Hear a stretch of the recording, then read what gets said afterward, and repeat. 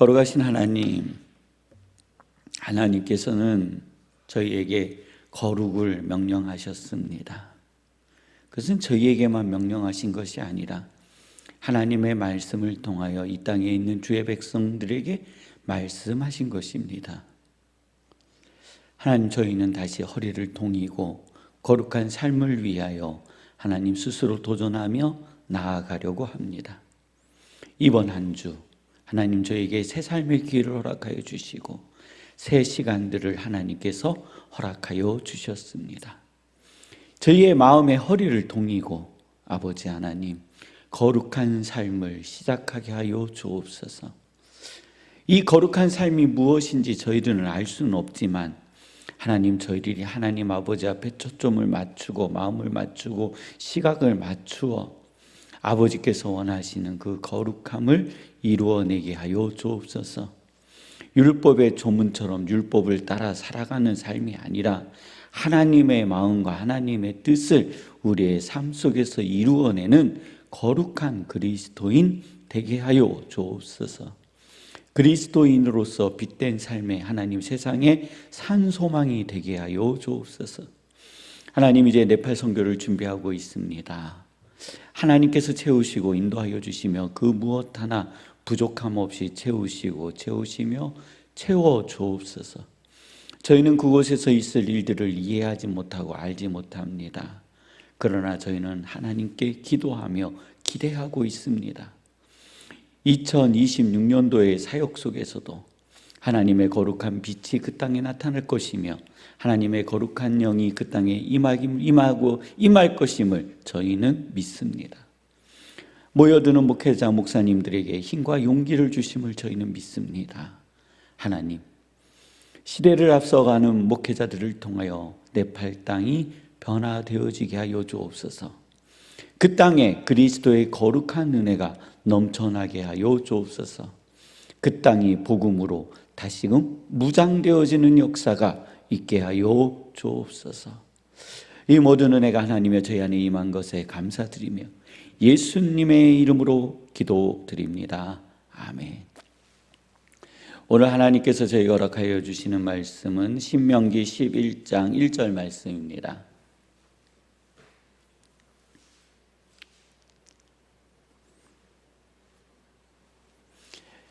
신명기 11장 1절 말씀입니다. 제가 봉독해 드리겠습니다.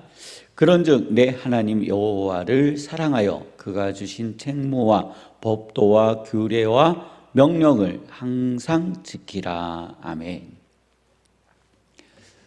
우리는 창세기, 출애굽기, 레위기, 민수기, 신명기, 여호수아까지를 모세오경이라고 하잖아요.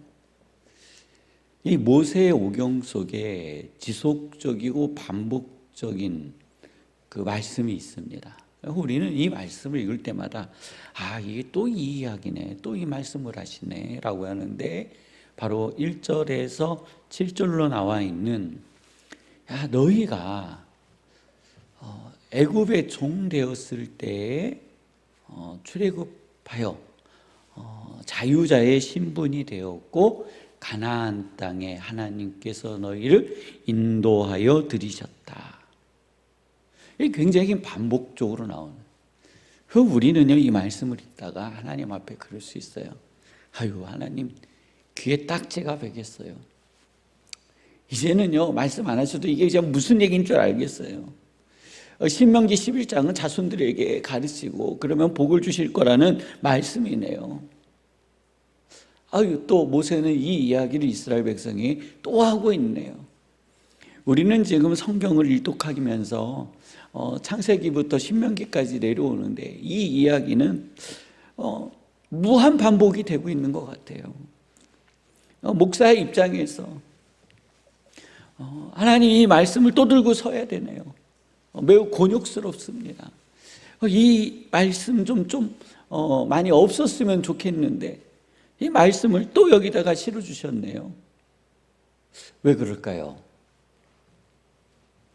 그만큼 중요해서 그런 거 아닐까요? 그만큼 중요한 거예요.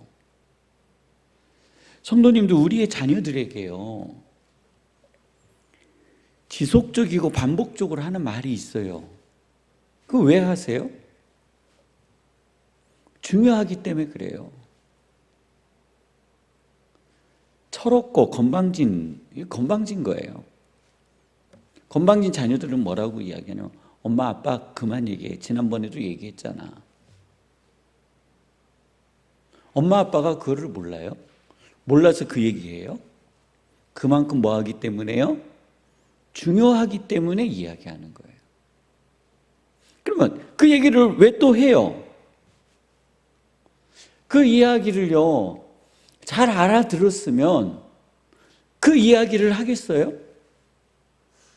그렇잖아요. 못 알아들었으니까 말을 또 하는 거예요. 알아들으라고요. 근데 우리도 그렇고 우리 자녀들도 그렇고 부모님께서 반복적으로 지루하게 해주시는 그 말씀을 그냥 말로 들어요. 잔소리로 들어요. 그리고 나서 이렇게 이야기해요. 지난번에도 얘기했고, 지난번에도 얘기했고, 지난번에도 얘기했고, 지난번에도 얘기했고. 무슨 얘기를 그렇게 반복적으로 하세요? 이 얘기를 하나님께 한번 말씀드려볼게요. 하나님, 출애굽기에서도 얘기하시고, 민수기에도 얘기하시고, 신명기에도 얘기하시고, 각 장마다 이야기하시고, 때때로 그냥 이스라엘 백성만 모아놓고 이 말씀하시네요.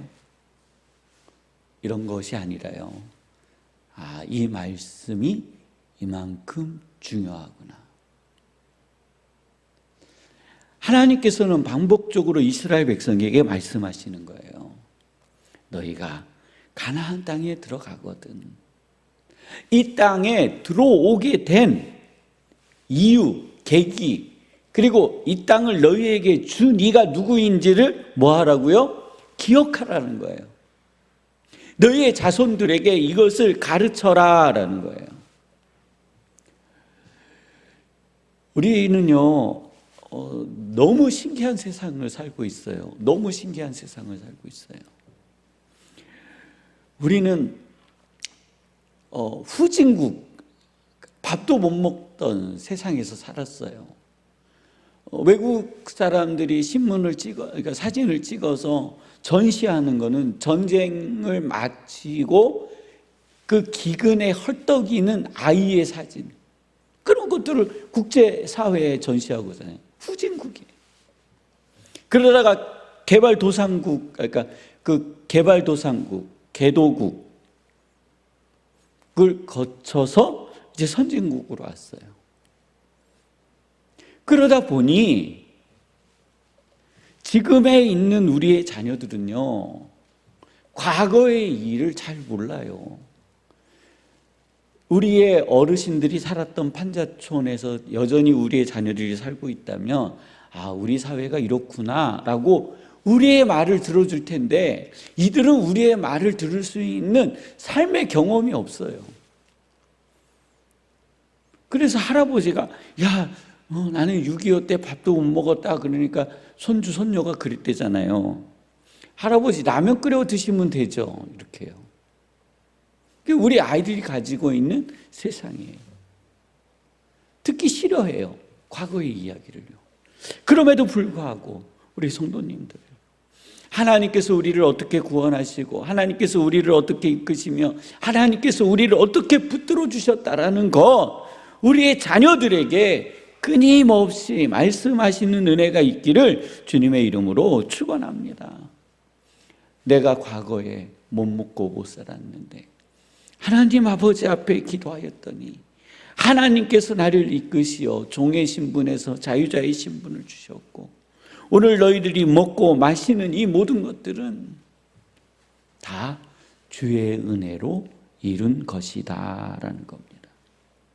오늘 저는요, 11절 말씀에 우리 대한민국은 저는 되게 불만이 많았거든요. 우리 대한민국의 땅에 대한 불만이 많았어요.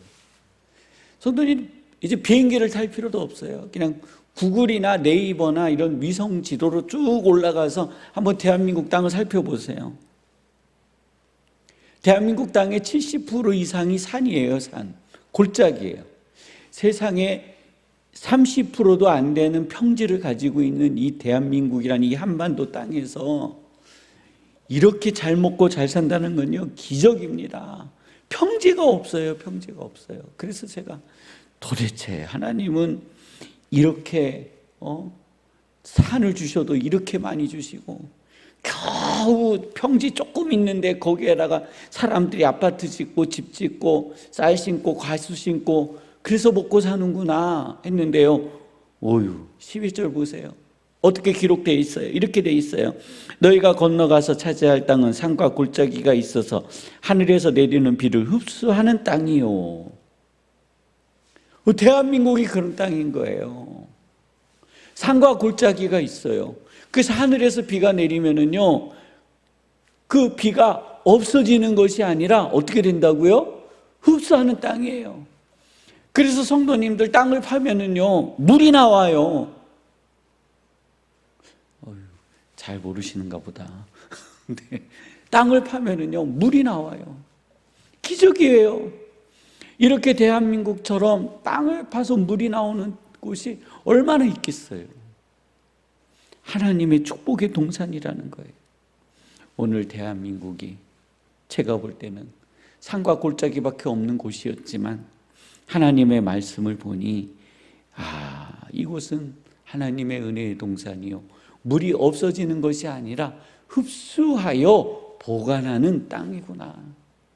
그러니까 하나님께서 우리에게 주신 복이구나 하는 겁니다. 오늘 우리 함께 기도하실 때요, 14절에 여호와께서는 너희의 땅에 이른 비와 늦은 비를 적당할 때 내리시니 너희가 곡식과 포도주와 기름을 얻을 것이요라고 말씀해 주셨어요. 이것을 얻는 것은 하나님께서 주신 은혜를 기억할 때 가능하다는 겁니다. 함께 기도하면서 하나님, 나의 지난 날의 모든 과정에서 하나님 지켜주심을 감사드립니다. 내가 종되었던 나의 삶에서 하나님께서 자유자의 신분을 주셨음에 하나님 감사합니다. 오늘 하루, 이번 한 주 하나님의 능력으로 삶을 이루어내게 하여 주옵소서. 과거에 지켜주셨던 하나님은 오늘도 여전히 나를 지켜주심을 믿습니다. 태풍이 불어도 하나님의 은혜요, 비가 와도 하나님의 은혜요, 눈이 와도 하나님의 은혜임을 저는 믿습니다 하는 기도가 오늘 있기를 원합니다. 성도님들의 가정을 위해서, 일터를 위해서, 삶을 위해서, 또 네팔 선교를 위해서, 중앙교회 부흥을 위해서 우리 함께 기도하시다가 주기도문으로 마치시고 자유롭게 돌아가도록 하시겠습니다.